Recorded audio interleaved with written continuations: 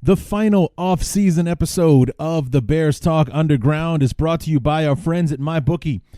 Guys, it's a new season. Antonio Brown is in Oakland. Le'Veon Bell is with the Jets. Odell Beckham Jr. is a Cleveland Brown. But the one thing that hasn't changed, where I'm putting my money down on all the games. MyBookie is the place to bet on football every weekend.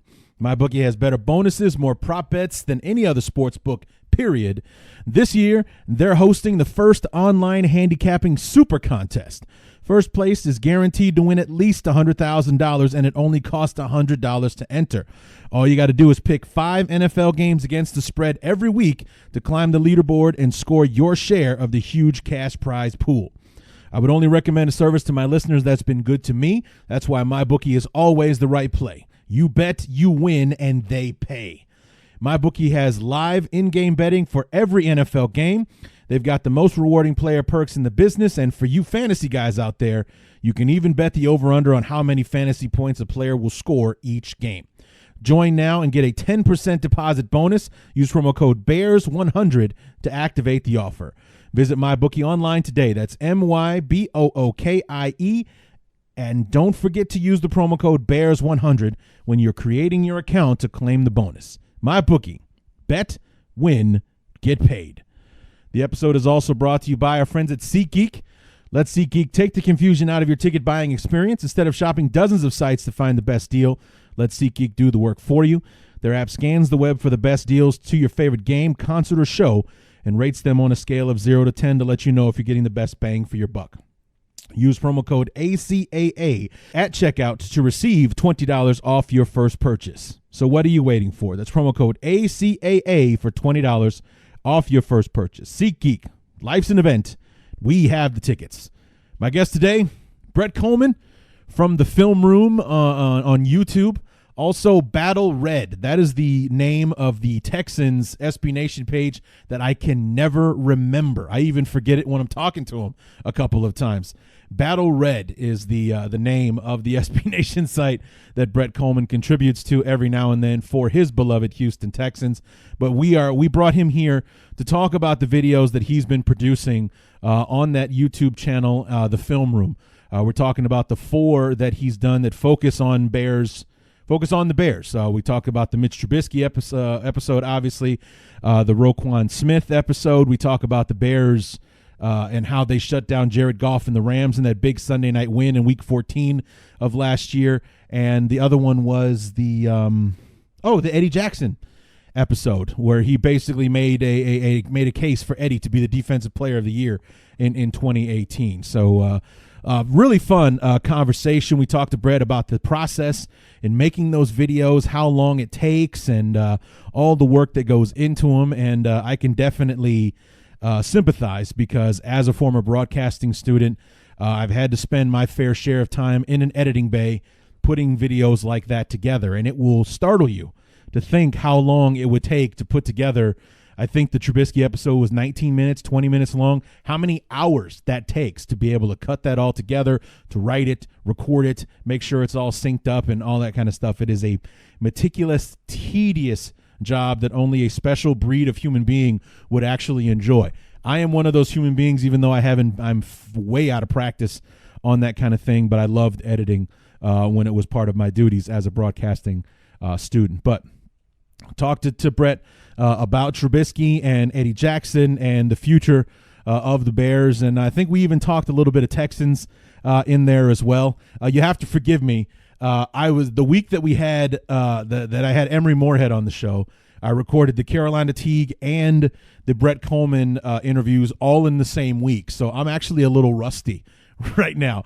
Aside from doing the intro to the Carolina Teague episode last week, I haven't touched a microphone pretty much in like the last 2 weeks, since Friday the 26th, which is when I recorded the episode with Brett. So, but we did have a great conversation. We had a lot of fun talking about those videos.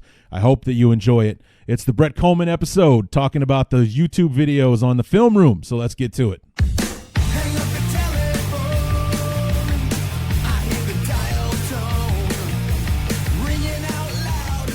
It's taken us 27 episodes to get to this point, but we have finally come to that last rung of the ladder before we get to 2019 season business.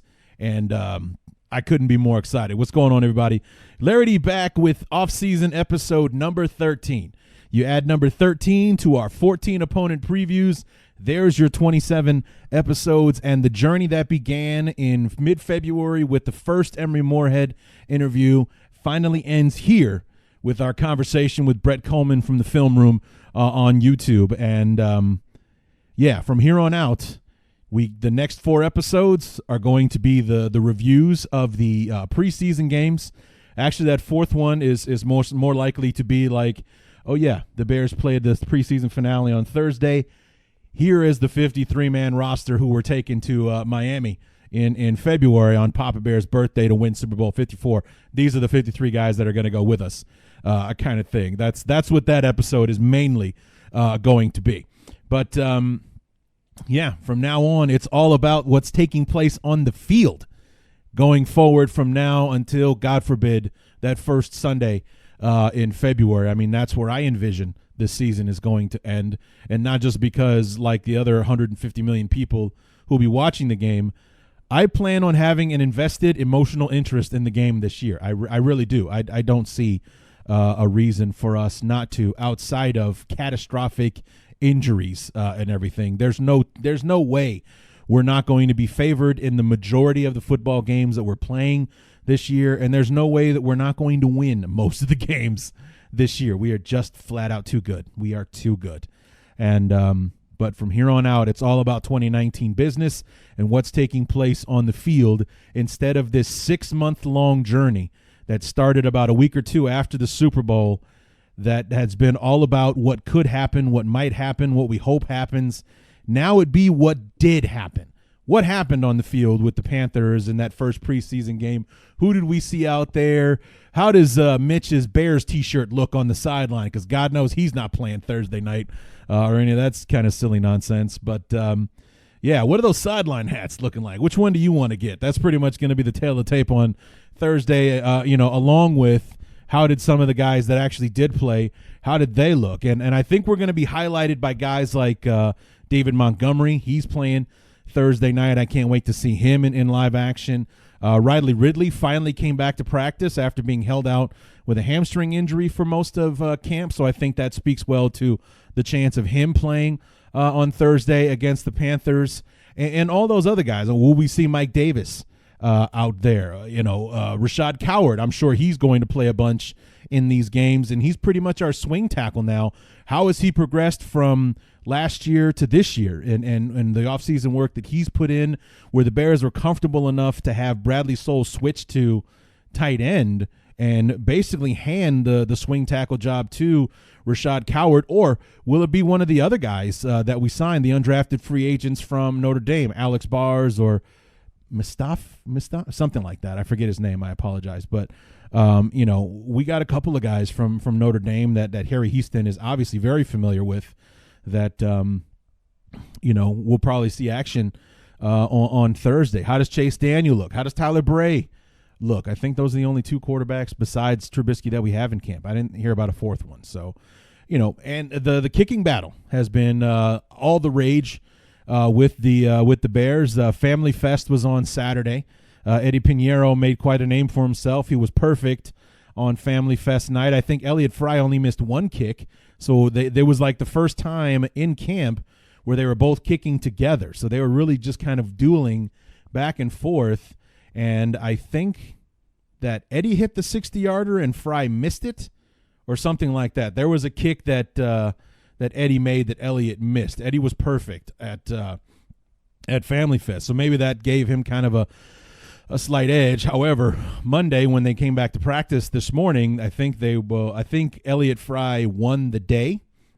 They were both kicking today, so they didn't go back to the whole alternating days. They were kicking against one another, and I think Eddie Pinheiro missed enough kicks to where he and Elliott Fry for the preseason both have 7 misses. I'm not sure where the percentages lie or what the numbers look like. I just know that they've both missed 7 kicks now through training camp. But considering that these guys are kicking as much as they are, or it's being documented as much as it is, 7 kicks over the last 2 weeks of camp, That's not bad. That's not bad. So the other thing I wanted to talk about real quick before we get to Brett Kollman and the fun conversation we had about those videos is, two things. Number one, people that are somehow negative about what this season may hold for the Bears. Number one, I don't understand that.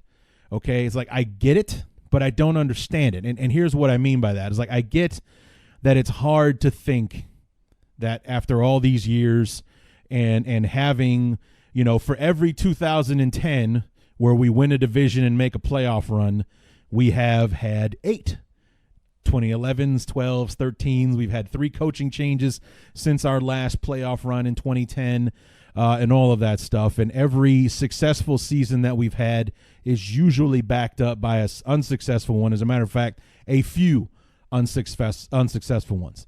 Here's the thing about that, though. It's and I know I like to compare it to the Cubs, but it very much is the same thing with the Bears than it has been with the Cubs. In the past, when the Cubs would make the playoffs, when they would go on a deep run, we as Cub fans would panic about the prospect of them actually losing and not winning the World Series because the likelihood of that team being successful again next year and getting themselves back in that same spot was slim to none. That was just the history of it all, because you'd come back the following season with the same guys, the same pitching staff, the same coaches, and instead of being 90-60, they'd come back and be 60-90 the following year. Same thing would happen with the Bears. In 2010, we had Briggs and Urlacher and Matt Forte and Cutler and, a decent offensive line and all the rest of that stuff. And then we come back in 2011 and we go on a run. We get hit with injuries. We lose Cutler for the last quarter of the season, and the season starts to fall apart even though we've got the same talent. Same thing with 2012 and so on and so forth. I understand the trauma that we've been through over the years. However, like the Cubs now, we have a solid base, a foundation of players that A, isn't going anywhere for a while, and B, is good all the time, as opposed to just being good, being able to put together one decent season. This is not, for lack of a better term, this is not your grandfather's Bears, okay? Ryan Pace has constructed a hell of a roster, one of the deepest in the NFL right now, one of the most talented. People are afraid of the Bears, and the only thing that's going to stop the Bears this year, just like Carolina Teague and I talked about, is injuries. That's really the only thing that's going to hurt this team. Matt Nagy's on top of his thing. Pagano slips right into the role that Vic Fangio left behind. The defense have been beasts in practice in training camp so far this year, which leads me into my second point that I'll get to in a second. But it's year 2 for Mitch in the system. Like Chase Daniel said last week, he's not learning the offense this year. He's running the offense. And, he's not learning the terminology. He already knows it. Language is second nature, and he knows what to look for, where to find it, so on and so forth, which means that he'll probably be much better with his decision-making and stuff like that. So the negativity around the season, or the people being pessimistic about it, we've been burned before. I get it. We've been through all of those years, the post-2010 years that we had to suffer through to get through this point. We had to deal with the injuries and such that cost us big years in 2011 and 2012 and cost Lovey his job. We had to suffer through picking Tressman over Bruce Arians. We had to suffer through the years of John Fox and Ryan Pace starting to build the roster. But look at that roster that Ryan Pace has done. He's drafted really, really well. Has he hit on every draft pick? No. He's hit on most of them. And look at the way that those guys are contributing. Eddie Goldman, Cody Whitehair, Tariq Cohen, Eddie Jackson, Leonard Floyd, Roquan Smith, Bilal Nichols, and it goes on and on and on like that. He's hit way more than he's missed, and that is something. That's why Jerry Angelo's not the GM anymore. The guy couldn't draft anyone to save his life. He knew how to write a check, but he couldn't develop his own talent, and that's why we kept falling behind, and that's why we could only put together one good year, and then we're suffering through the rest kind of thing. Ryan Pace has set us up for success long term. Just like the Cubs, built their team, and they've got the Rizzo and Bryant and Baez and all those guys. We have our Rizzo, Bryant, and we have Trubisky, we have Roquan Smith, we have Eddie Goldman, Akeem Hicks, we have Khalil Mack now. That would be our John Lester, I guess, the guy that we came in to throw some heat and get in there and do big things. He's put the team together. We're set up. We're set, guys. We are set. Okay. And that leads me into my other point, is the people harping on Trubisky, thinking that he's a lousy quarterback because he's throwing some interceptions in training camp. I touched on this last week before the Carolina Teague episode. Guys, he's going against the best defense the NFL has to offer right now. He's trying to throw deep balls against Eddie Jackson and Kyle Fuller and Prince Amukamara and everything like that, while he has Akeem Hicks and Bilal Nichols and Khalil Mack and Eddie Goldman breathing down his neck in the pocket. Trust me, this is all good. This is all good because the games are going to be so much easier for Mitch than practice has been, because he won't have the best defense in football getting in his face or blitzing and all that stuff in the actual games. I promise you, he is benefiting from this. He is getting better every day because of everything that our defense isn't allowing him to do. If he has to figure out how to beat our defense each and every week, how do you think he's going to look against a team that's not even nearly as talented as our defense is? Our defense is championship ready today. They are ready to play now, which is why I don't expect to see any of them until September the 5th as far as the preseason goes. But our defense is ready now, and they're out there beating up on the offense, and the offense is winning a lot. They are winning. They are winning. Marvin Hall's making a name for himself. I hear Javon Wims is having a hell of a training camp. We'll see what Riley Ridley can do now that he's finally healthy and on the practice field.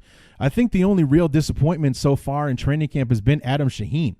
He's been in and out of practice with a sore lower back, and I was reading today on Twitter how basically he was like, what was his name on Necessary Roughness? Featherstone, the guy who couldn't catch a cold in Siberia butt naked. That's how Adam Shaheen's not having a good camp overall, and this is a crucial one for him. It really is. So this is a year that we're expecting him to step up, and instead he's kind of given the spotlight and the reps to an undrafted rookie free agent, not Dax Raymond, but Ian Bunting, who's actually been getting reps with the ones in practice. That's a big deal. Trey Burton also kind of being babied with that sports hernia injury and things like that. The Bears, I think, just want to have him ready week 1 for Green Bay.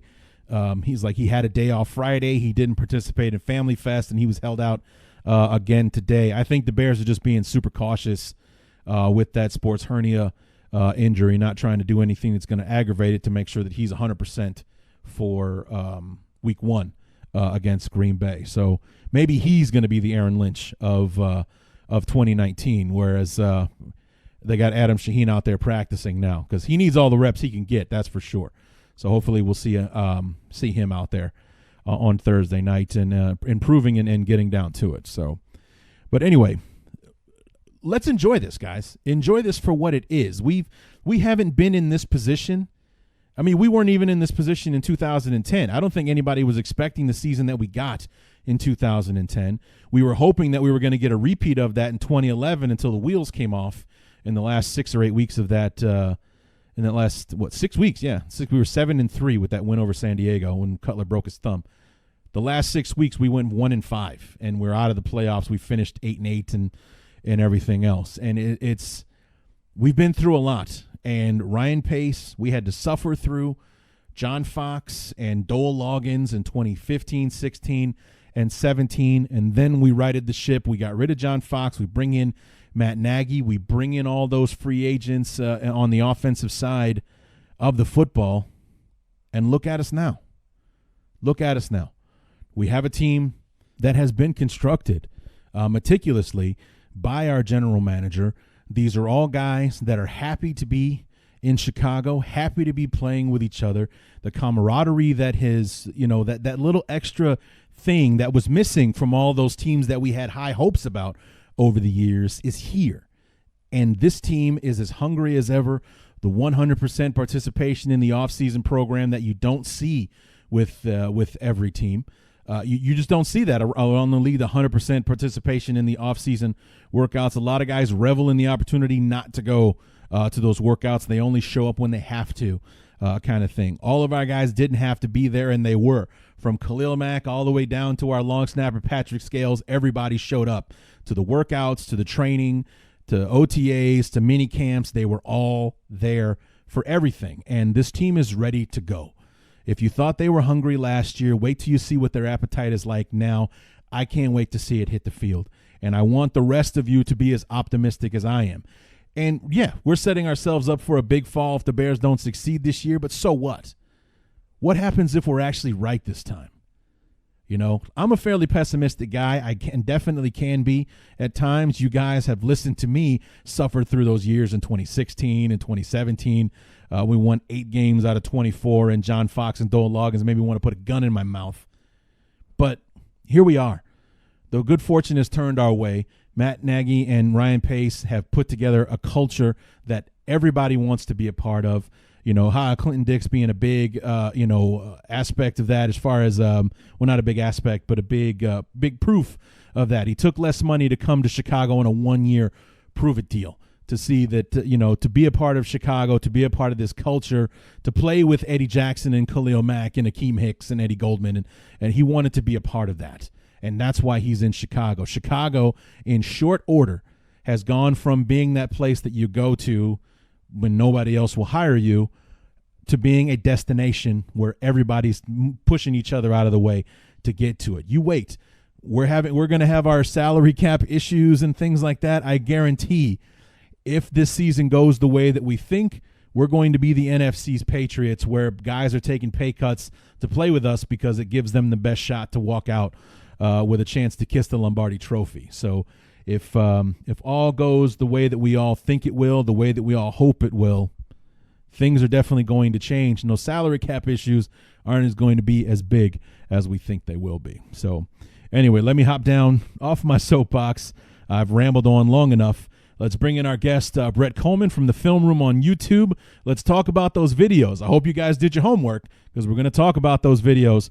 Brett Kollman in the Film Room from YouTube. Let's get to it.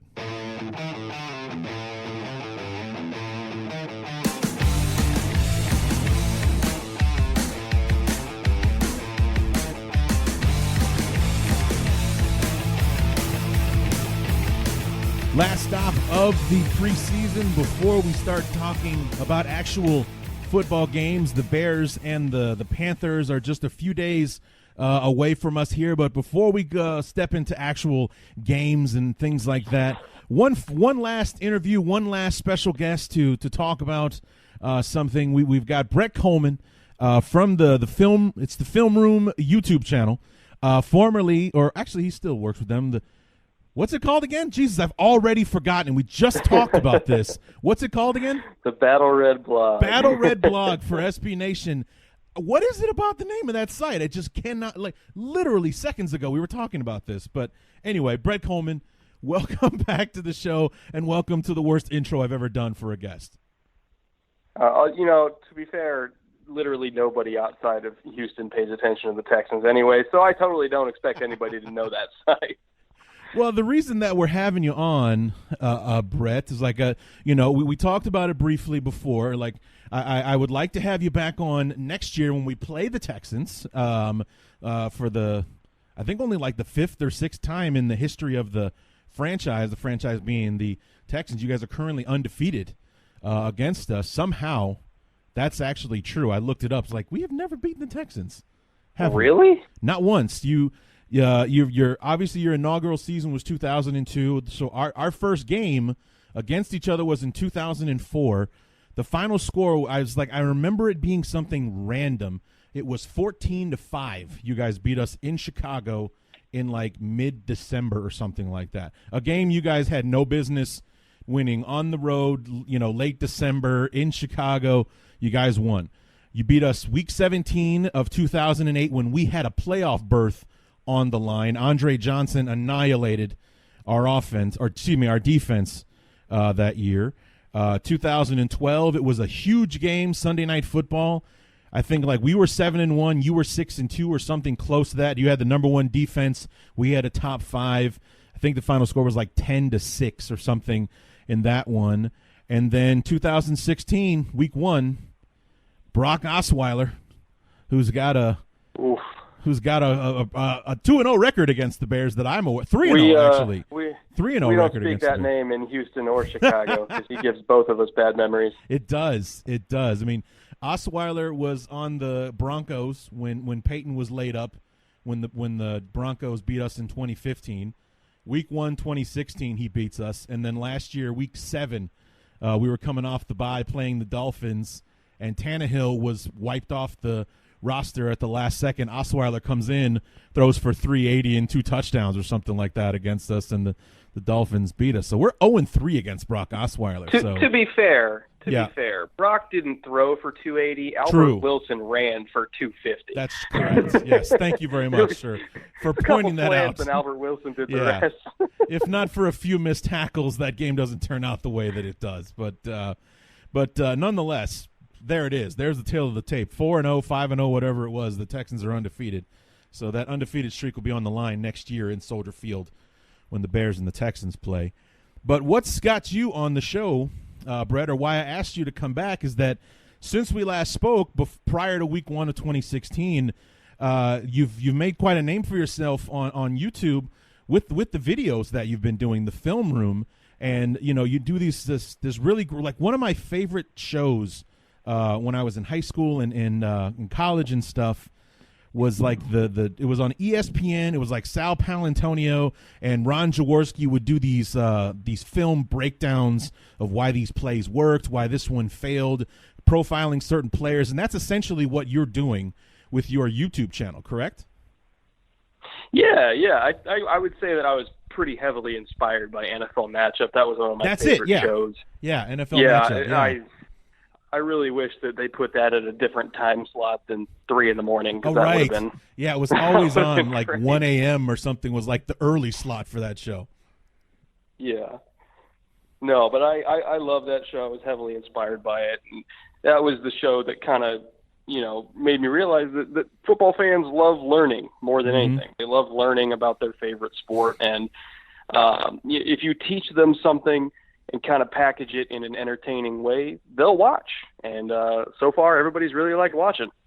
Yeah, I mean, the really amazing part is like what you do, and what I loved about the matchup show was that basically they show you they make it all look like, they make it all make sense to you, like how it is that it all came together, that it's not all luck, that these guys are actually putting a lot of time and effort into the cerebral part of the game where you have to use your brain. Like, this is what the huddle is for, to come up with these formulas and trying to get this guy into a zone. And we put these receivers, we ran them here. Maybe they're getting here, but actually we're just clearing this area so this receiver's open in this spot, kind of thing.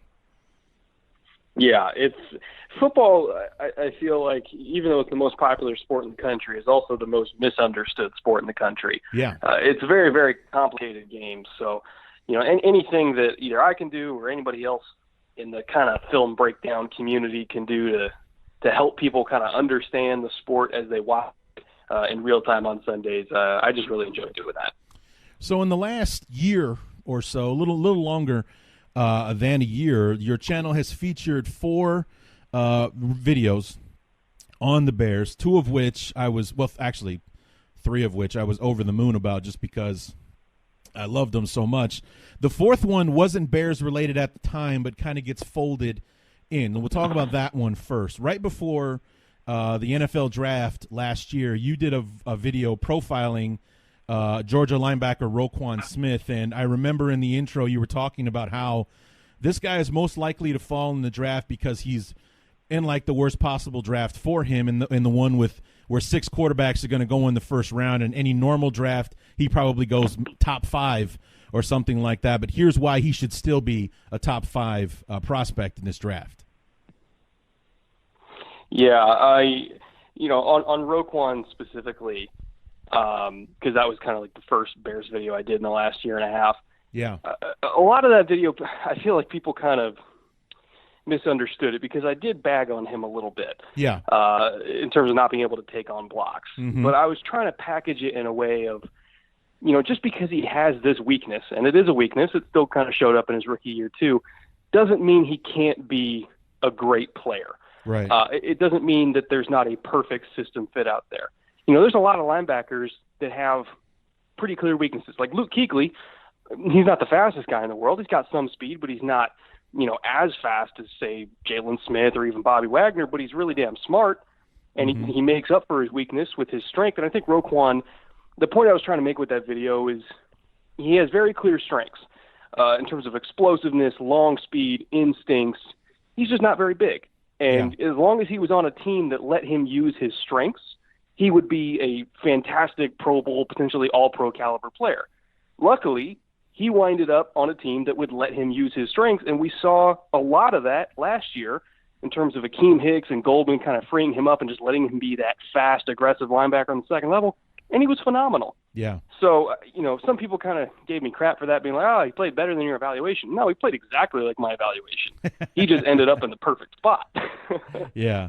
Yeah, I mean, I was when it came down to like draft prospects and everything like that, there were two guys at the top of the list. The first one was Quentin Nelson because he's a beast, and we could use a left guard at the time, and or it was Roquan Smith to kind of be that other guy, the complement to Danny Trevathan in our inside linebacking core. And unfortunately, Quentin went earlier to the Colts at number 6. So, it's not a bad consolation prize that we had to settle for Roquan Smith.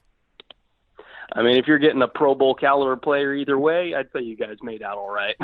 Yeah, I mean, and there's a lot of, thought, speculation or such that year 1 to year 2 for him, he's going to go from being that fringe, almost Pro Bowl player to possibly being all pro level in year number 2. Yeah, and also kind of touch on Quentin a little bit. Part of the reason why it was okay that they missed out on Quentin was they got James Daniels in the second round. Correct. Yeah. And absolutely, I had Daniels graded as a first round prospect and absolutely a top tier interior line prospect. He slid a little bit because for some reason some teams had like concerns about his personality. Not that there was like a negative thing. They just thought he was kind of a weird dude.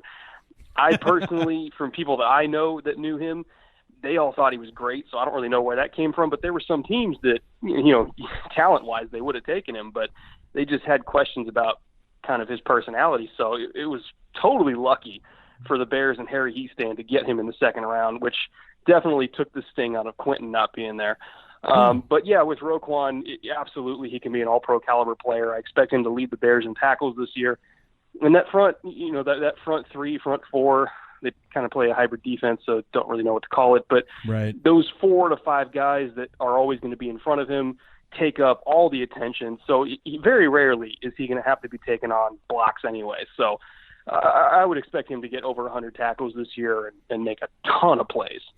Well, I mean, the other thing that that we can factor into it was last year he did not have a training camp, or for the most part did not have training camp practices because he was one of those holdouts that was, even though I don't think it was a money issue, it was a contract language issue because of that new lowering helmet rule that was instituted last year. He didn't join the team until the second or third preseason game, and he didn't play a snap the entire preseason. So this year he's under contract. He's fully in OTAs, got all of training camp and the preseason to get ready, even though Nagy probably won't play the starters very much. He'll have all that practice time he didn't have last year, which is paramount because it's his second year in the NFL, and he's got a new system for the second year in a row to learn. Yeah, it is a new system, but luckily it's not that new. I mean, in terms of, some of the terminology is going to be different. Fangio, he kind of tailors his defense to his personnel every single year. I kind of expect Pagano to do the same kind of thing. Again, it might just be kind of having to relearn terminology, but I don't think he's really going to be having a different role per se. In terms of, I'm a take-on linebacker, I'm a clean-up linebacker. We're playing, 4-2 over. We're playing 3-3 even. We're playing 2-4, whatever. It's going to be the same general concept. It might just be different words. So I'm not super worried about him having to learn a new defense. The only thing with this defense that I'm intrigued by is just seeing if that kind of Pagano heavy blitz mentality shows up, or if he kind of takes a cue from Vic Fangio and just kind of lets the front four do their thing. Because Vic didn't blitz a whole lot. Right. He didn't really have to. No. Whereas Pagano, at least, in his Baltimore days, it was just we're throwing bodies all the time, which maybe could be good for Roquan because he's a great blitzer. He's got excellent explosiveness, really instinctive. But that's the main thing I'm going to be paying attention to is not necessarily a change in responsibility, but just a change in philosophy. Right. Yeah, I'm very interested to see how different the defense will be under Pagano. It's like his MO is that the Bears would be more aggressive, maybe blitz a bit more. But like you said, I think, and correct me if I'm wrong, didn't Fangio blitz a bit more with San Francisco than he did when he was in Chicago? He did until I think he kind of figured out that all he had to really do to get pressure was put Justin Smith and Aldon Smith right next to each other and run, TE games with them. And Sure. That was really all he had to do. He blitzed Bowman and Willis when he had them. But I think once he figured out what he had in Aldon Smith, he eased off a little bit. Sure. Because I just seem to remember, like, anytime I watch, how super aggressive the 49ers were. And, maybe my thinking was backwards, but I thought the Bears would do that more early on while they were still building the defense to try to make up for the talent they didn't have when Fangio first came into town, for them to try to make their mark that way. But, instead he barely ever blitzed, and then didn't really need to, like you said. By the time he came to his end in Chicago, he had Khalil Mack on one side, he had Roquan in the middle, he's got Hicks and Goldman up front, and he's got Amukamura and Fuller down the side, and our guy Eddie Jackson down the middle. So it's like, where's this defense weak? I don't need to compensate by blitzing too much. Not to mention, part of the reason, especially in 2018, why he really rarely blitzed was they played a lot of cover four. If you were going to say they had a base coverage, I would say that it was cover four. They played that more than anything. Okay. And with cover four, even when you're in those kind of match zones, that means you only got three guys underneath. So if you're blitzing people, you're kind of already undermanned underneath, and you're blitzing people. That means you're going to have maybe two guys, or if you're sending six, you're going to have one guy underneath covering the entire width of the field. Like that's a tough ask, even for a guy like Juan. So I think the fact that they played cover four, they kind of let their safeties play out on islands deep down the field with that scheme, and they let the linebackers really cover a lot of ground underneath so that their safeties could do that. It's tough to blitz when you run that coverage, so that probably contributed it too. Have you always had an eye for the game, or was this something that you've learned over time? I mean, obviously, you didn't come out of the womb knowing what cover four was and things like that. But some people take to this stuff like a fish to water, while other people that learn it have to be beaten over the head with it, kind of thing. Yeah, I've always thought of watching tape as a muscle. The more you do it, the better you get at it. Sure. The more you do it, the quicker you recognize different patterns. Maybe you come up with a new way to take notes or to chart plays, or maybe if you see something because you watch a lot of tape from another team, you can go back and reference that and kind of see the differences in how these teams execute. So really, the fastest way to learn is to just keep watching, and eventually – I can't promise how long it'll take, but eventually you'll see something that's interesting. Right. Yeah, no, I definitely get that. Now, the next video, if I'm trying to go chronologically here, did Eddie Jackson come first, or did the Jared Goff being annihilated by the Bears come first? That's a good question.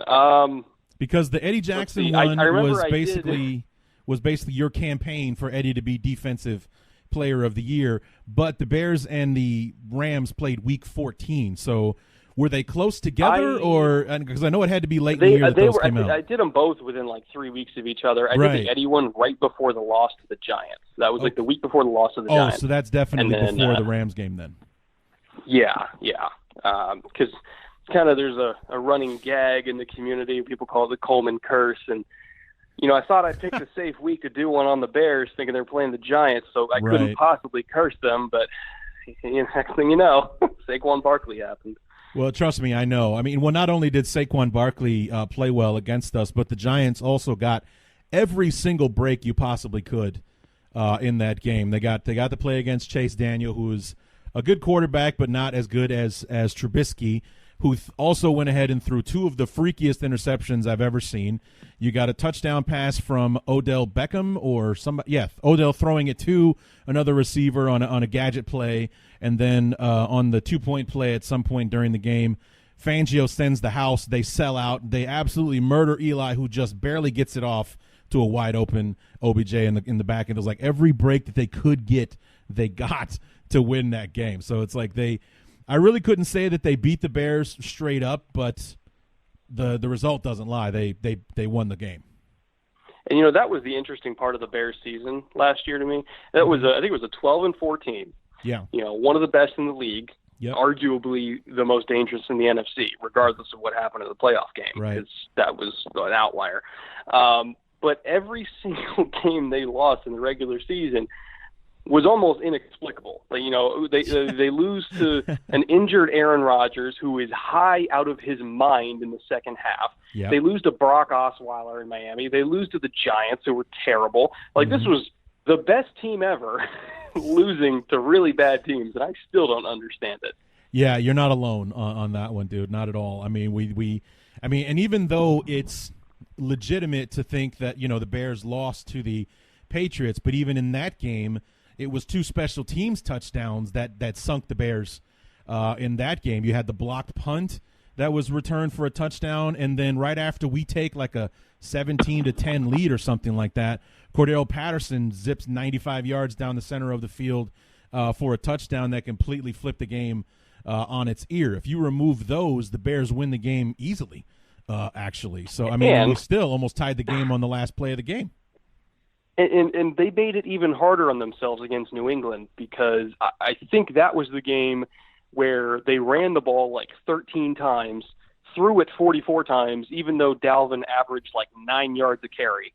And like their yards per carry as a team was like three yards higher than their yards per completion, which is totally ass backwards. Like that was the weirdest game. Yeah. But that was just how the Bears roll last year. They're going to lose weird ones and they're going to win hard ones.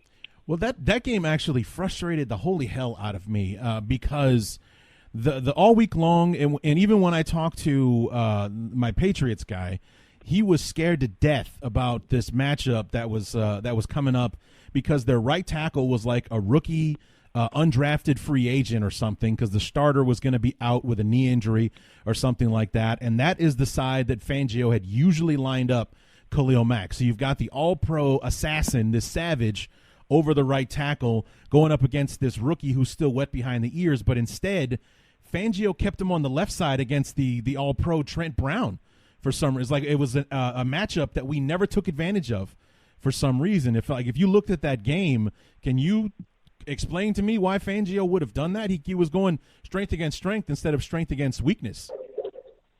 I think he was trying to get Brady on the blind side with Mack, because Mack is a penchant for forcing fumbles. Sure. And if you line up, in Brady's vision, he's going to get the ball out anyway. Not to mention, most of the time when they run on play action, they're a very play action heavy team. They hand it off to Brady's right, so he doesn't have to do a full pivot, helps him get the ball out quicker. My gut feeling is they lined him up over there to try to catch him on play action. Mm-hmm. It just never happened. Right. Knowing what we know now, I think you put those two teams fully healthy on the field together, Bears probably win 7 out of 10. Yeah. Well, that was the other thing that was maddening about the games that we did lose last year, was like, if you run it back in those games, the Bears probably win the rematch. And in Green Bay's case, we did. We should have won week 1. If Kyle Fuller doesn't drop that interception in the fourth quarter, we win the game. If Parkey doesn't miss that field goal in overtime, we beat the Dolphins. If we don't allow those stupid touchdowns, the special teams, we beat the Patriots. And then the Giants game, I already detailed the bounces that they got to go in their favor. If we run it back against the Giants, there's no way we don't win that game the second time around. So that was the thing that was kind of crazy about those losses, is that it was that one loss that had us playing. It was one loss that had us playing in the wild card round instead of the divisional round, and there was a reasonable way for us to have won any one of those 4 games that we did lose that could have made all the difference in the world for us. And if anything, that should probably just be encouraging to Bears fans for this season. Absolutely. Because they know that there's a plausible path to 16-0 last year. Absolutely right. So let's talk about the let's talk about the Goff video, because what was so great about the Bears winning that game, first of all, was that nobody really thought they could do it. They thought they had a shot, maybe. But we're playing against a team that was only 2 weeks removed from putting up 54 points against the other supposedly best team in the NFL, the Kansas City Chiefs, in that legendary Monday night game a few weeks before. And the end result of their 60-minute effort against the Bears was 6 points. And it also kind of became the blueprint of their demise in the Super Bowl, because I even saw a video of Sean McVay on NFL Films where he was recalling to his staff, like he's talking to his staff in his headset, that was the Bears front, wasn't it? That was the defensive front the Bears used, and that's what Belichick used to shut down McVay and the Rams in the Super Bowl last year. Yeah, I mean, there's something to be, and funnily enough, Akeem Hicks was a Patriot for a long time. I think True. He made a lot of playoff runs with them, but there's something to be said for seeing something on tape that's very effective and then using your own personnel to copy it. Mm-hmm. And the Bears, they came out and they played a lot of base defense against the Rams, which they had not done that against, primarily 11 personnel teams up until that point in the season, because they saw other teams rolling out either like 3 safety nickel or like a 3-3-5 or something like that, just putting big bodies on the line of scrimmage and then having an extra defensive back in there and kind of sacrificing a linebacker. They saw other teams doing that in order to shut down Gurley, because they recognized that if they could shut down Gurley, Goff was a lot easier to handle. Right. And so to their credit, Fangio kind of switched up. They still ran a lot of cover 4, but they kind of switched up their fronts and played a lot of base to 11 personnel, which is not something you see a whole lot. And it worked beautifully. I mean, they absolutely just disgraced that Sean McVay offense, because they recognized that if you put a whole bunch of big beef on the line of scrimmage and take away Todd Gurley, they don't have a whole lot else. Yeah. I mean, I think their lowest output going into the Bears game was still something in the upper 20s. This was an offense that was averaging like 30-plus points a game before they came into Soldier Field and walked out with 6, and in a lot of ways you'd think they were lucky to get that much. Yeah, because, just straight up, you put the Rams receivers against the Bears defensive backs. I would take the Bears defensive backs all day. Right. Kyle Fuller, I think, can handle Cooks. Eddie Jackson's obviously a better safety or a better overall DB than any receiving threat on the Rams. I would even man him up against Cooks or Kupp or Woods, and I think he'd be fine, especially because he played a lot of corner in college. He's got a corner background, but he's just that kind of special dude. Prince Amukamara is one of the better number 2 corners in the league, and I think they still had Bryce Callahan on the field in that game, who's arguably the best slot in the league. So in a straight-up fight between DBs and receivers, I had no worries with Chicago in that game. Really, the only thing that could have hurt them would be if they got the outside zone run going with Gurley. So I think once they shut that down, there was really nothing that Sean McVay could do, because Jared Goff really relies on play action in terms of really pushing the ball down the field. He's not a guy who's, just sitting in the gun and can sit there for 3 seconds and then unload it just on like a normal West Coast progression. He really relies on bootlegs and play action, and when that wasn't there, they didn't have anything else. I mean, and we even saw that effect in the drive where the Bears got the safety. Was like they tried to get Gurley going to the outside, and that was the play that set up the next play, which was the safety. They tried to get him to the outside. It didn't happen. It ended up being like a 3 or 4 yard loss. And then the next snap from the 3-yard line, Akeem Hicks and Eddie Goldman just caved in the offensive line and sacked Goff in the end zone for the safety. Akeem Hicks was the best player on the field that night. Yeah. I said it then, and I'll say it again. Like, in a game where you had a whole lot of all-pros on both teams, Akeem Hicks was the best player on the field. he kicked ass every single snap. And, Chicago would have had a lot harder time winning that game without him. Yeah. Can you give me a window into what the Bears were doing offensively that shut Aaron Donald down? Because he was a virtual non-factor in that game. Lots and lots and lots of double teams. I mean, whatever direction he was on, they slid protection. Didn't matter if they were overloading the other side. They would rather keep an extra body in the block on an overload than have to slide into that overload, because no matter what, that center was sliding to Aaron Donald, and it worked for the most part. Yeah, because Aaron Donald is Aaron Donald. He's going to make his plays, but as far as like you said, Akeem Hicks taking over the game, he was in on the safety. He had a sack of his own later on. He was everywhere that he needed to be in that game, and the Bears kind of took Aaron Donald out of it. I think I talked to the Rams guy the other day, and he said that Aaron Donald didn't get a sack until like week 4 of the season, and ended up with 20 and a half as an interior lineman, which is bananas. But I think that was one of the few games after week 4 where he got shut out as far as sacks go. It might have been the only one, to be honest. Maybe, yeah. I mean, and not that he didn't have an impact, because obviously if you're drawing a double team all game and opening everything up for everybody else, that's making an impact. But right. The problem is the Rams' defensive line is basically Aaron Donald and a bunch of other dudes. Even Ndamukong Suh, and at his age, he's not the same guy. So right. Compare that to the Bears front, where it's like, oh, okay, you double Khalil Mack, we still got Hicks, we still got Floyd, we still got Eddie. But you double the Rams or double Donald with the Rams, and they don't really have anybody else that can hurt you. Right. So then let's talk about Eddie Jackson, because your video about him was basically a love letter to Eddie Jackson, as far as I'm concerned. Was it 16 minutes long or something like that? And basically just detailing how it was that he's probably the best player on any field that he's been on so far in 2018.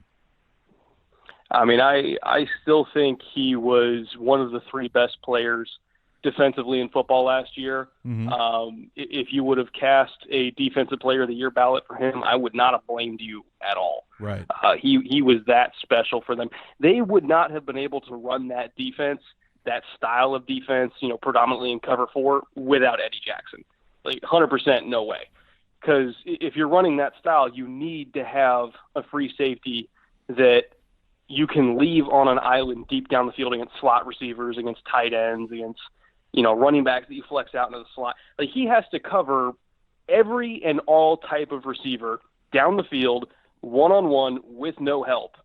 And there's maybe 3 other safeties in the league that I think can do that. So, and he's the best out of all of them. So, I think he's going to be somebody that we look at with the same legacy of like an Earl Thomas, with a Troy Polamalu and Ed Reed. Maybe his career won't be as long because he was a little bit older when he got into the league. But in terms of his peak, I think his peak is going to be able to match any one of those guys. Like, that dude's going to be in the Ring of Honor one day. Yeah, that's an awesome thought to have, because the Bears have been, for so many years, have been trying to solve the mystery of replacing Mike Brown in the secondary. Yeah. I mean, hell, even when Mike Brown was on the team, the last several years of his career absolutely plagued by injuries. So we never got the best Mike Brown after those injuries got started. But to try to find a guy that's a pillar in the center of that defense back there, a leader in the secondary, is something that has been missing for almost a decade, or actually for exactly a decade. Mike Brown's last season in Chicago was 2008. We didn't draft Eddie until 2017. So it was a revolving door of guys back there that, were here today, gone tomorrow kind of thing. And that was the thing about Eddie Jackson going into year number 2 last year, was would he be Eddie Jackson, or would he be the next Al Afalava, who was a starter as a 6th-round pick his rookie season, and then on the unemployment line the year after that? It's funny. People thought I was absolutely insane because going back to my 2017 mock draft special, I put out a mock draft every single year on the YouTube channel. Right. And at 12th overall to the Cleveland Browns, I put Eddie Jackson. People thought I was freaking nuts. Yeah. I mean, this was an Alabama safety who played behind a whole bunch of future pros. They said he benefited from a lot of bad quarterback play in the SEC. They said he's coming off a broken leg. There's no way he's worthy of a first-round pick. I wanted that dude so bad in Houston. We were already strong at safety, and I wanted him so bad. And to see him slip all the way to the 4th round just disgusted me because I knew he didn't belong there. 2 years later, the kid's an all-pro. Yeah. Like, there was zero reason for him to fall that far, but Chicago was very lucky that he did. We absolutely are. I mean, and that was the thing about that 2017 draft was I was kind of disgusted with it because I was tired of watching the Bears be the Bears that they had been for the last 7 or 8 years after, the tail end of the Lovey era and Tressman and then John. I wanted to see them win, and the draft that they had in 2017 didn't say win today. It said win tomorrow. This was the see you next year draft, in my opinion. Drafting Trubisky after we signed Mike Glennon, drafting a Division II tight end in the 2nd round, a small college player in Tariq Cohen, a guy that's got an injury history in Eddie Jackson, and then the guy from I think Morgan. It was an offensive lineman from another like 1AA school. It's like this is our draft class. It's like none of these guys are going to play for us this year. And then last year, 3 of those guys made the Pro Bowl. So I was like, what the hell do I know? But Eddie Jackson was like, yeah, great, we got a safety. I wanted Jamal Adams at number 3. I didn't want to get this guy 109 picks later. Turns out we got a player that's even better than Jamal Adams, and Jamal Adams has been pretty damn good for the Jets. Yeah, don't let Jets fans hear you say that. Them's fighting words over there. They love Jamal Adams like I love oxygen over there in New York. I'll tell you that much. Right. But you're right. There was win today versus win tomorrow. Right. And guess what? It's tomorrow. Right. And you guys are winning. So overall, I think that front office over there knew what they were doing. I heavily commend them for sitting through all the criticism and now kind of reaping what they sowed. Yeah, it's been I'm eating more words on that draft class than virtually any other that we've had in some time. I mean, it's like, Pace has had his misses in the draft, but he's had a way more hits in the draft. I mean, for every Kevin White, you have a Cody Whitehair, a Tariq Cohen, and Eddie Jackson, and even though we got rid of him, Jordan Howard was a late round guy and things like that. He's hit on way more guys than he's missed on so far in the draft class. And you could argue that Kevin White wasn't really his fault. True. That dude just never ate his Wheaties and couldn't get healthy. We'll see if he does stay healthy in Arizona this year.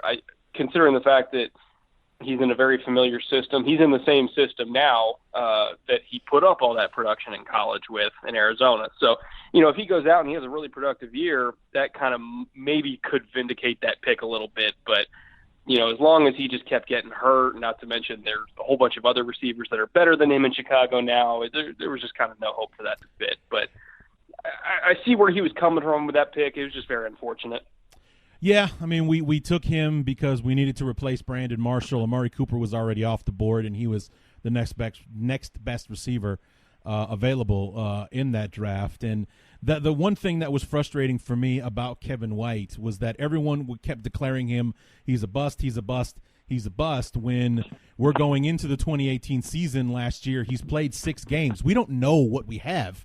We don't know if he's a lousy football player. We just know he can't stay healthy. If he manages to stay healthy, I'd love to see what this guy can do. But unfortunately, even when he was healthy for all 16 games last year, he couldn't crack the lineup. So I think then you could finally say, okay, he was a draft bust. He's not the number 7 overall player in that draft and everything. But going into 2018, he's been healthy for 6 games out of 48.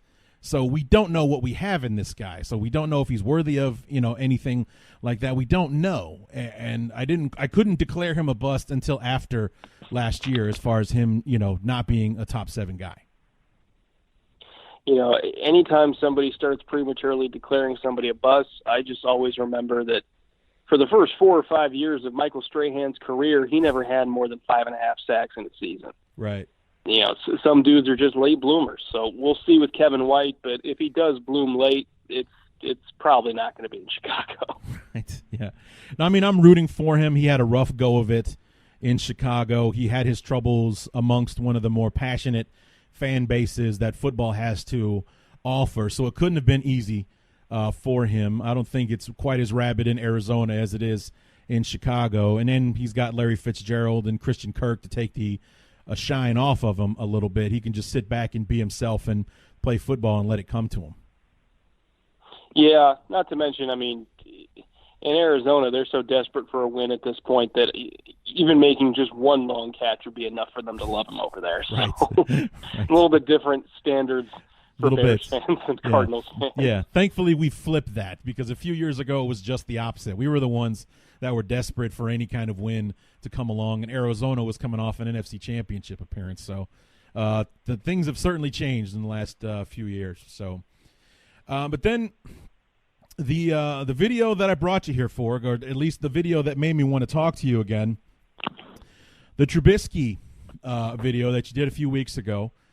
I thought it was a great video, and I thought that it basically was as accurate an assessment of Trubisky as you could possibly do, which is to say, I still don't know what I think about this guy. It's like, we as Bear fans, we love him because we're whores for anyone who can play the quarterback position well, because that has not happened a lot in anyone's lifetime in Chicago, and as a Chicago Bears fan. But you kept talking about how frustrating it was because he's Dr. Jekyll and Mr. Hyde.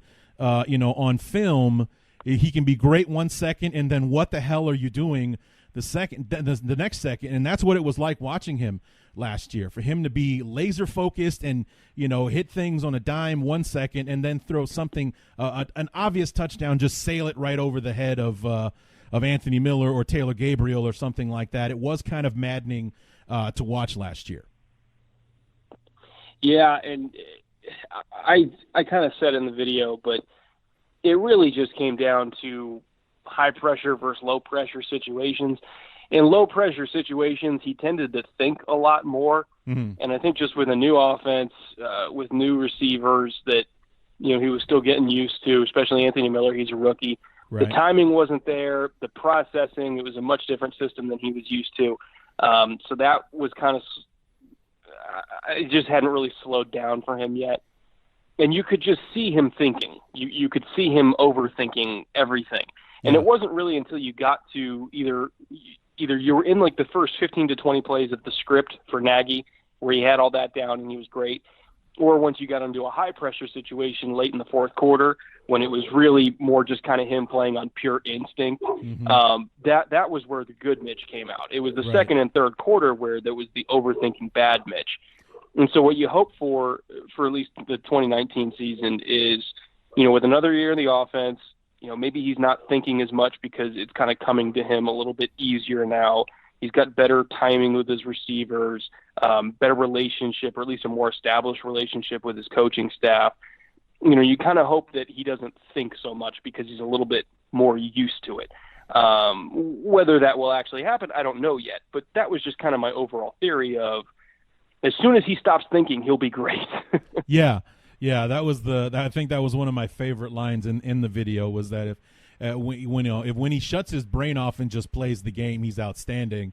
But if he's standing there thinking about it, as a football player, it's all about read and react. You see it, you do it. You see it, you do it. You see it, you do it. If you sit there and you think about it, it's already too late, and you're going to make a mistake. And that's how the game is played for every position, not just quarterback, but especially at quarterback. It's read and react, because if you start thinking about it, you're in trouble. Yeah, that's the worst thing you can do as a quarterback is try to make the perfect throw. Just make the one that's open. Yeah. Yeah. And it seemed for a long time he was trying to find the perfect read and the perfect throw, and it's just, if your guy's open, just throw it to him. That was the main thing. And he definitely learned. He got better as the season went on at that. You could see him getting more comfortable. I just kind of want to see him take the next step and get all the way there in 2019. But luckily, with all the continuity with his coaches and his weapons, I think he'll be just fine doing that. Well, I mean, that's what I've been saying since before the 2018 season started. Was the reason that I was most looking forward to 2019 was because of all the things you just said. It'd be a second year in the system, second year with all of these guys that were brand new to the team last year. Trey Burton, Allen Robinson, Taylor Gabriel, Anthony Miller, across the board. Year two with all of those guys, all the OTAs and the practices and everything together, the familiarity and all that stuff on the offensive side of the ball, it's going to be second nature to you in year 2 as opposed to what it was in year 1. That's why I've been looking forward to 2019, because I think this team would definitely be ready to roll if all goes well. So 2018 went great, and that's why there are such high hopes for 2019. Yeah, as long as everybody stays healthy, that's the big thing. Yeah, but, absolutely.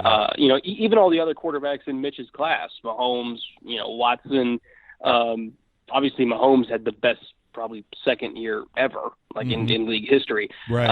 Trubisky took big steps as the season went on, and Deshaun Watson, even if the numbers maybe weren't as crazy, he was a better quarterback in his second year, again, because of that continuity. So really, it's incremental progress every single week. It's exponential progress every single season. And I think, in 2019, we're going to continue to see these 2017 first-round quarterbacks completely take over the league. I think eventually we might look at them as the new 2004 class that had Eli and Ben and Rivers. I think those 3 kids are going to be kind of the next generation. Oh, from your lips to God's ears on that. Wouldn't that be something? Because the quarterback position in the NFL could definitely use the new blood. That's for sure. With the Bradys and the Rodgers and the Roethlisbergers still being the quote-unquote top tier of the league, it is time for somebody else to come up. And it's like these last 2 quarterback classes with, Trubisky, Mahomes, and Watson, and then last year with Mayfield and Rosen and Darnold and those guys coming up as well. We're finally getting that new blood of these guys that are coming in and kind of having an immediate impact with their teams. It's about damn time, I can tell that much. Well, I mean, especially on the AFC side. I mean, this is the me beating the dead horse thing. I say it all the time, is that it's time for someone else to emerge in the AFC. I mean, I heard someone tell me, and it's like, there's no way that it's true, but I know that it absolutely is, that in the last 15 years, the Patriots have not won the AFC one time or something insane like that. They have not won the division one time since like 2005 or something. Just bananas, like to think that that's even possible. Somebody can win 15 straight divisions or something like that. It's definitely time for somebody else to take over that division, and I'm waiting for someone else to come in the AFC instead of it always coming down to New England or Pittsburgh. Or, I mean, for a time, if you go back to see what was the first year the Patriots won it, 2001. So we're looking at 18 seasons. Right. The only quarterback, the only one, and this only happened one time, to represent the AFC in the Super Bowl that was not Tom Brady, Peyton Manning, or Ben Roethlisberger. It was Joe Flacco. Yeah. That was 2012. Yeah, for the Ravens. And I've even broken that down too, where it's either been the Patriots, the Broncos, or the Colts, and then the Steelers as well. Like, those are the 4 teams since 2000 that have gone to the Super Bowl, and the outliers there were the Raiders in 2002 and the Ravens in 2012. And then since then, it's basically been the same 4 teams in and out of the Super Bowl every single year on the AFC side. Growing up a Texans fan with Peyton Manning, your division was not fun at all. Yeah, no, I bet that wasn't. That's for sure. I mean, that's like 2 guaranteed L's right there on the schedule. You got to worry about beating the Titans and the Jaguars. A much easier task in those days. So, but what do you give? What's your assessment, your outlook for what the Bears could be up to in 2019? Well, I would say a lot of it does depend on 2 people, Mitch Trubisky, obviously, and Chuck Pagano. Right. Chuck, because I think the Bears, their identity so relies on that defense continuing to be dominant to kind of help out their young quarterback, keep games close so that the run game can still be a factor, because I really like the design of Matt Nagy's run game, even if Jordan Howard maybe wasn't the best back to run it and kind of get as much as they need to out of it. But the design of the run game I still really like. So I think that team needs to have a good defense in order to function. So I think it's going to be up to Chuck Pagano to kind of carry on the work that Vic was doing, hopefully not tinker too much, because it is mostly the same personnel. Right. I think Callahan might be the only one. Oh, and Amos, I think, is the only ones that aren't there anymore. But, those are not irreplaceable pieces. So I think if he kind of continues the same system and maybe just adds his own flavor to it with extra pressure, but doesn't change too much, right? That's what I'm hoping for them, because I think the defense can still be dominant if he does that. And then obviously Mitch, he's got to fix his mechanics with his hips.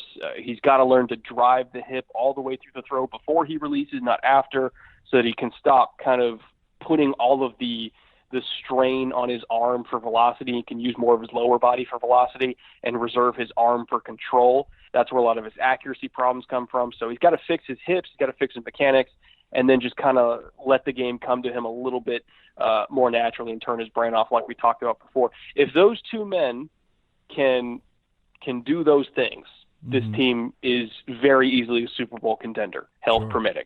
Yeah, health permitting. That's the big caveat. Health permitting.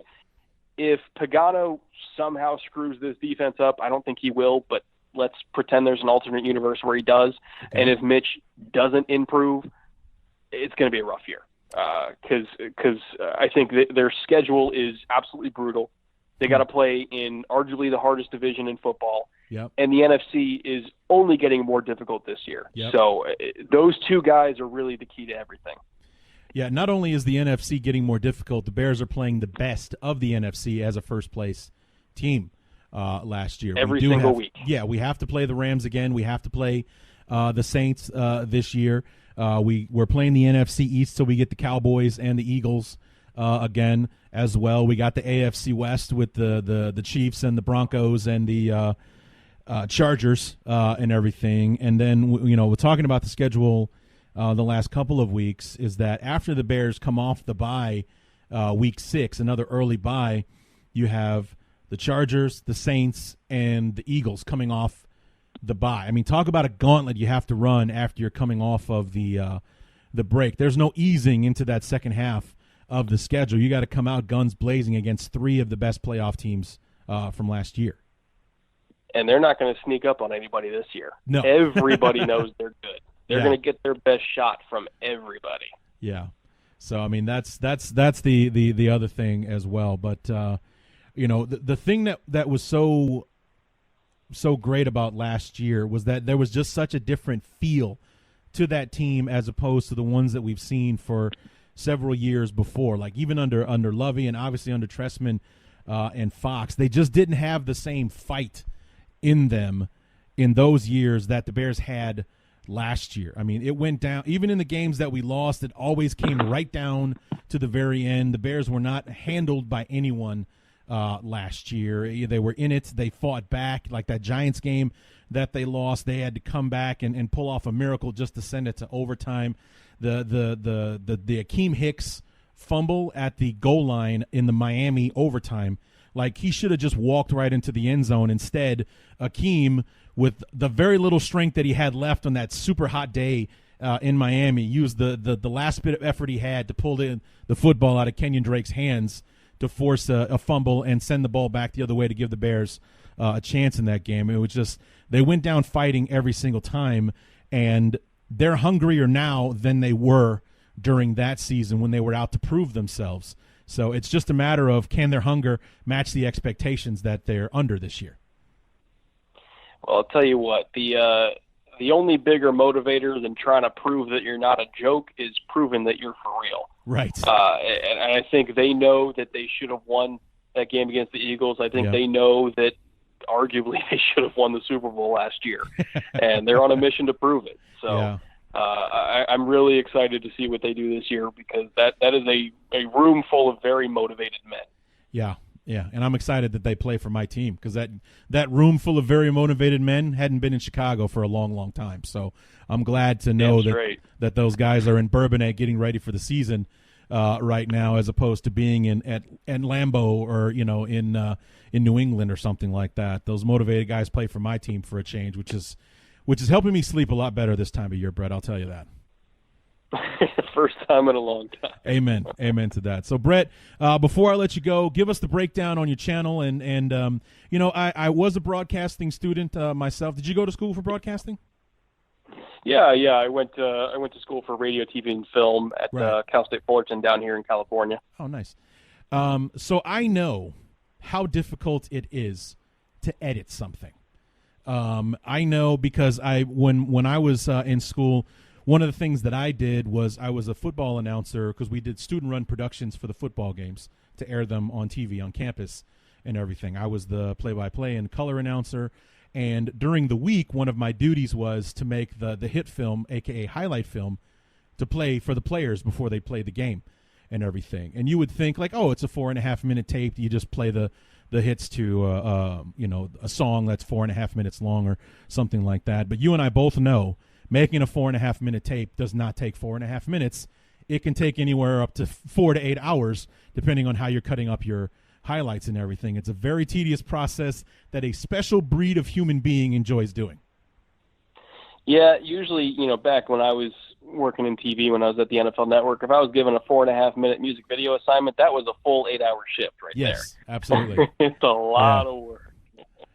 Yeah, so and at the end of the year, I made the year in review video that ended up being about 23, 24 minutes long. It took me 66 hours to make that video, to be able to sum up. That sounds about right. Yeah, it took me about 66 hours to make that video. So it took me all week long to put that video together, to pump out a 22-minute video. Can you imagine? Well, you probably can. Imagine what it'd be like to put America's Game together, where you got like a 48-minute video that you need to put together and things like that, how long that would actually take.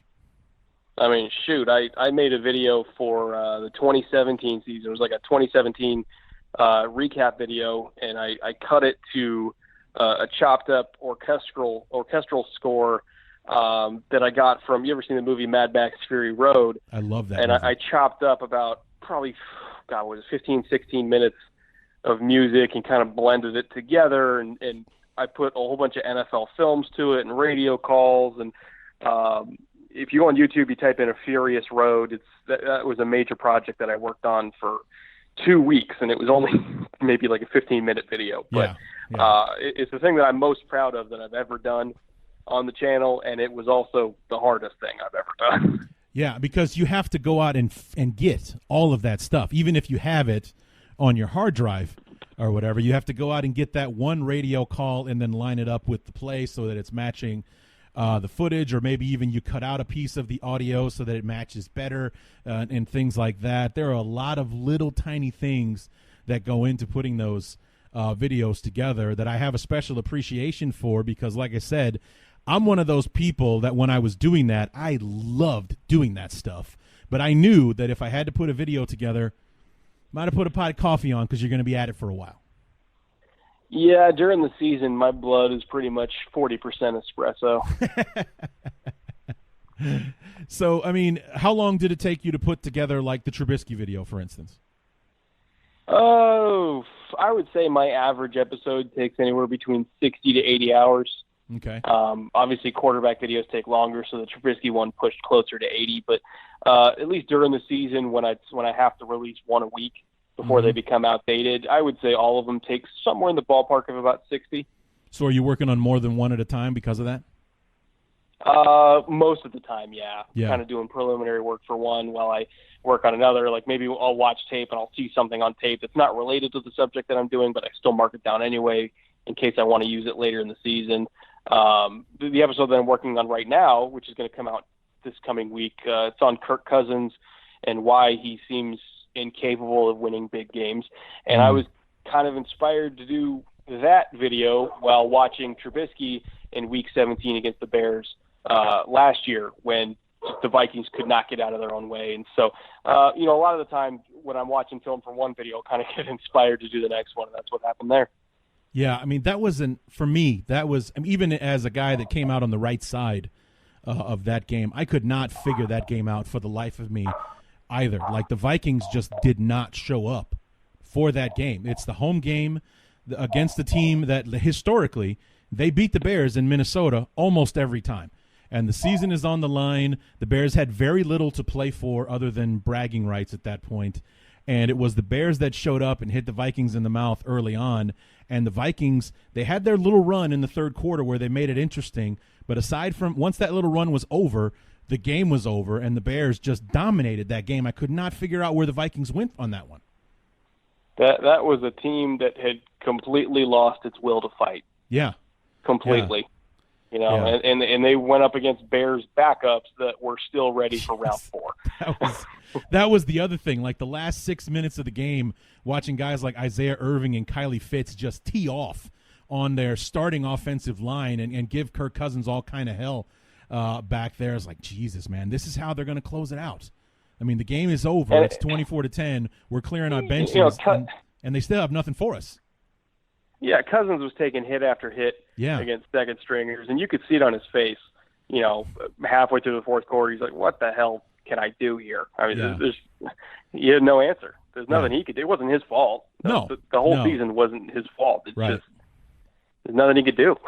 Yeah, but I mean, it is a stigma that kind of followed him from Washington, but I don't think anybody really made a big deal of it coming out of Washington because he was in Washington and the Redskins were lousy anyway, but him coming to Minnesota was supposed to be the upgrade that he needed to be able to get over the hump with those things, and it was the same result as before, so it must be him, right?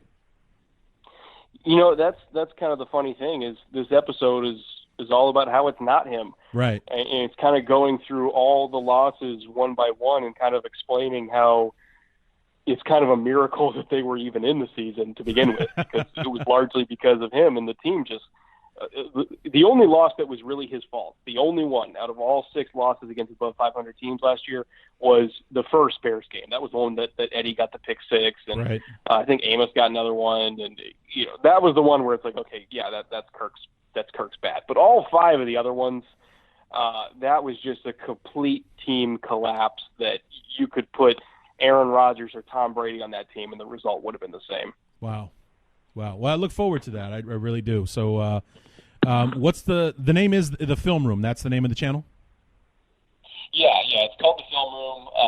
I release a video every single week, at least one every single week, all about different topics around the league, different players, different coaches, different schemes and teams, and it's been a lot of fun. Luckily, people have really enjoyed it over the years. And I hear you mention, like when you're talking before the videos begin and towards the end, about a Patreon account. What all do you get if you add to the Patreon or subscribe to the Patreon account? Well, now that the fantasy season is upon us, you'll get updated fantasy rankings every single week of the preseason leading up to, obviously, week 1 of the regular season. I put game picks on there every single week. I'm hoping to do power rankings on there every single week just for patrons this season. Just kind of little things that they can read and enjoy as kind of a thank you for supporting the channel, because that's pretty much the main income stream for me. So I like to do that just for people that are willing to support the channel. Nice. Well, Brett, this has been fun, man. Thanks so much for coming back on. And here's fingers crossed that you and I talk sometime before the first weekend in February, because our boys are going to be banging heads in the Super Bowl. Oh, God. I hope not, because that's probably the worst possible matchup for the Texans. I mean, before I let you go, what do you think the chances are for the Texans? We talked briefly before we got started, and you were like, yeah, our offensive line is effed right now, so chances are we're going to struggle. But how do you think the Texans will do this year? Realistically, 9-7 and miss the wild card. Okay. Which I know sucks to say as a fan of the team, but that's being objective and realistic. I mean, my job is to analyze the whole league, and just kind of looking at other rosters around the AFC and looking at Houston's roster right now is looking a little rough. And it's the offensive line that you're mainly concerned about? That's the biggie right there, is the offensive line. I mean, they could prove me wrong and somehow play better than some of their parts, but just judging off last year, it's not looking great. Yeah, when I had my draft guy on and I asked him, whose draft did you like? Who didn't do well? And the first team that came up was the Texans, because they let the Eagles leapfrog them to steal that tackle away, and then the first two picks where it's like, okay, we drafted this project in the first round, and then we drafted our safety valve in the second round, kind of thing. Yeah, you may be mad at the Eagles because they ruined your season, but I'm mad at the Eagles because they ruined my decade. So who really has a qualm here? Yeah, I don't blame the Eagles for what happened. I mean, it's, like you said, realistically and objectively, it's not Parkey's fault that we lost the game. The Bears had plenty of opportunities to prevent that from happening. I mean, hell, one thing that made me almost sick to my stomach when I saw it was that the Bears only had 3 penalties the entire football game. Those 3 penalties all happened on the scoring drive in the third quarter for the Eagles. So virtually, if those penalties don't happen, we win the game because the Eagles are 3 and out on that drive, and there's the difference in the football game right there. We missed the 2-point play where the Eagles probably try to tie instead of go for 2 at the end. All kinds of stuff. Parkey just failed to live up to the moment that we signed him for. So it wasn't his fault that we lost the game. There were so many other reasons that the Bears didn't come out on top there. But what are you going to do? It's 2019. What can you do? What can you do? Well, Brett, I'll stop telling you one more thing, and I'll let you go and enjoy your evening. Thanks so much for coming on. And where can we, just one more time, where can we keep up with you during the season and on the channel? Sure. You can find me on Twitter at Brett Kollman. That's BRETT. BRETT. Wow, I should probably spell my own name correctly. Last name KOLLMANN. And you can find me on YouTube. Just type in The Film Room or type in Eddie Jackson or Mitch Trubisky, and my video will probably be somewhere near the top. All right, Brett, thanks so much for coming on again, man. We'll look forward to talking to you soon. Thank you.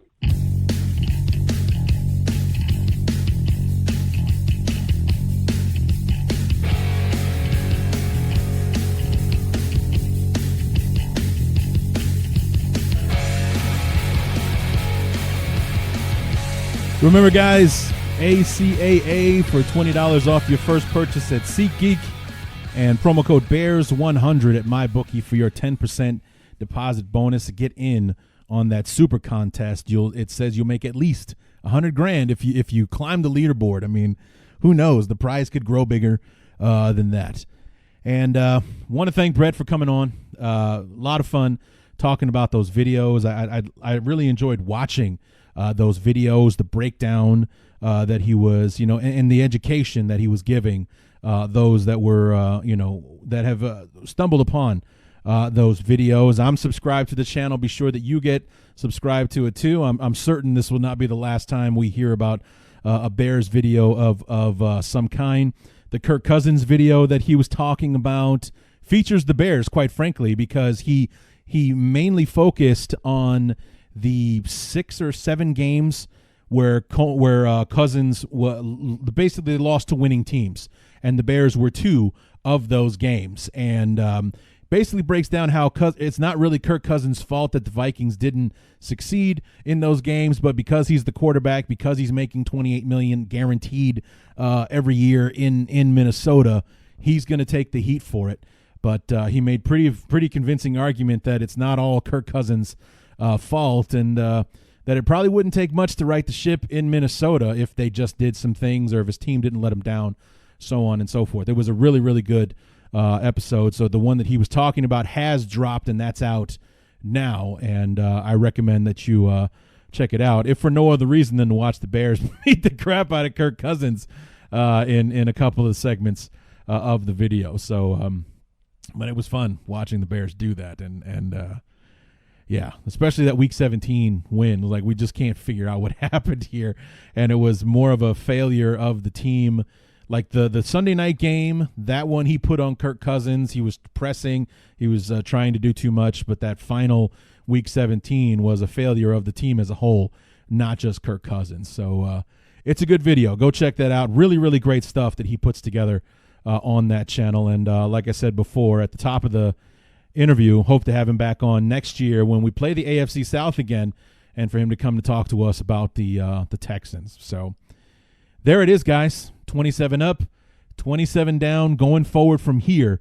It's like I said before, it's not about what we want to have happen, what could happen, what should happen. It's about what did happen, as our beloved take the field Thursday night against the Carolina Panthers to kick off the preseason.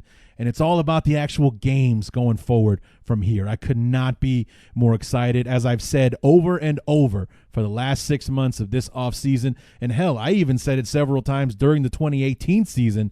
2019 is the year that I've been looking forward to, because I knew that this was going to be how it all came together with all the reasons that I've said over and over ad nauseum as to why I was excited about this season before it even got here. It's here now. It is here now. As I'm recording this on Monday night, we are less than 72 hours away from kickoff against the Panthers on Thursday. And before we know it, it'll be week 4 against the Titans, and our good friend Kyle Brandt is calling the game again, so we'll see how that goes. And from there, it's another week after that, we got Bears-Packers kicking off the year. 100 years of Bears football, 100 years of the NFL, and it's there. Speaking of which, we're going to do something different for week 1 this year.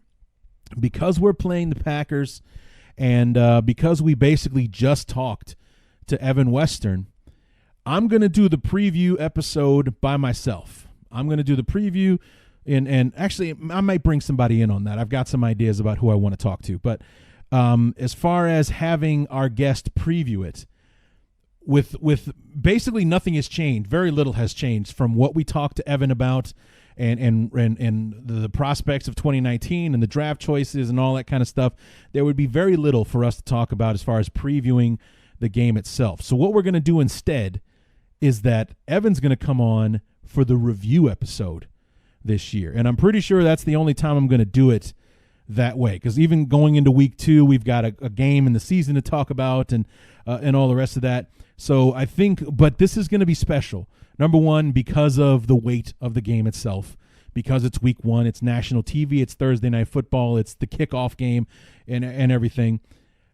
Evan's going to come on and we're going to review the game together as opposed to previewing the game, because I just don't think there would be much to preview. We're not going to learn anything about our teams in the preseason, because I think LaFleur, coming from the Rams, Sean McVay doesn't play his starters in the preseason. Matt Nagy doesn't play his starters in the preseason. I can't imagine we'll see much of the Packers starters in the preseason, so we just won't know. So instead of sitting there trying to throw darts blindly at the dartboard, we're going to wait, and we're going to talk about what did happen instead of what we think could happen. So Evan Western is going to come back for the review episode, and that should be interesting, especially if God forbid we lose that game. I don't know what kind of Packer fan Evan is as far as that goes. I don't know. I know what kind of Bear fan I am if the Bears win.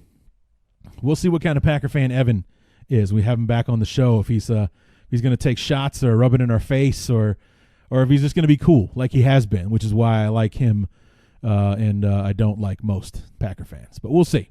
We'll see. So I'm looking forward to that. It's going to be somewhat of a little bit experiment, but I think for week 1 it's necessary. We'll have him on to review the game as opposed to previewing it, because there's really not going to be much for us to talk about that we didn't talk about when we had him on at the end of June, beginning of July in the opponent previews. Like, yeah, we can talk about the preseason, but there's not going to be much to talk about there, I doubt, very much.